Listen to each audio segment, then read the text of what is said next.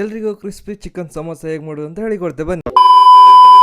ಮೊದಲಿಗೆ ಸ್ವಲ್ಪ ಈರುಳ್ಳಿ ತಗೊಳ್ಳಿ, ಅದನ್ನು ಫುಲ್ ಸ್ಮಾಲ್ ಆಗಿ ಕಟ್ ಮಾಡಿ, ಆಮೇಲೆ ಗ್ಯಾಸ್ ಹಚ್ಚಿ ಗ್ಯಾಸಿಗೆ ಬಣಲೆ ಇಟ್ಟು ಎಣ್ಣೆ ಹಾಕಿದ್ಮೇಲೆ ಕಟ್ ಮಾಡಿದ ಈರುಳ್ಳಿಯನ್ನು ಫುಲ್ ಅದಕ್ಕೆ ಹಾಕಿ, ಅದಕ್ಕೆ ಹಾಕಿ ಫುಲ್ ಮಿಕ್ಸ್ ಮಾಡಿ.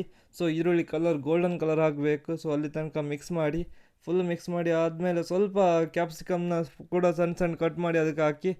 ಕ್ಯಾಪ್ಸಿಕಮ್ ಸಹ ಅದಕ್ಕೆ ಹಾಕಿದ್ಮೇಲೆ ಫುಲ್ ಮಿಕ್ಸ್ ಮಾಡಿ, ಮಸಾಲೆಗೆ ಅದಕ್ಕೆ ಸ್ವಲ್ಪ ಅರಿಶಿನ ಪುಡಿ ಹಾಕಿ, ಮತ್ತು ಸ್ವಲ್ಪ ಉಪ್ಪು ಹಾಕಿ ಆದಮೇಲೆ ಖಾರ ಹಾಕಿ, ಖಾರದ ಪುಡಿ ಹಾಕಿದ್ಮೇಲೆ ಗರಂ ಮಸಾಲ ಹಾಕಿ, ಆಮೇಲೆ ಶುಂಠಿ ಬೆಳ್ಳುಳ್ಳಿ ಪೇಸ್ಟ್ ಆದಮೇಲೆ ಬಟಾಣಿ.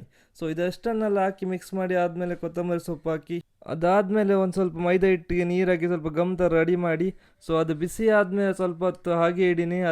ಅದಾಪಕ್ಕೂ ಸಮೋಸ ಪಟ್ಟಿ ಇರುತ್ತೆ ಕಾಣಿ, ಇದನ್ನು ಬೇಕಾದ್ರೆ ಸ್ಕ್ರೀನ್ಶಾಟ್ ತಗೊಳ್ಳಿ. ಇದು ನಿಮಗೆಲ್ಲ ಶಾಪಲ್ಲಿ ಸಿಗ್ತದೆ ನಾರ್ಮಲಿ.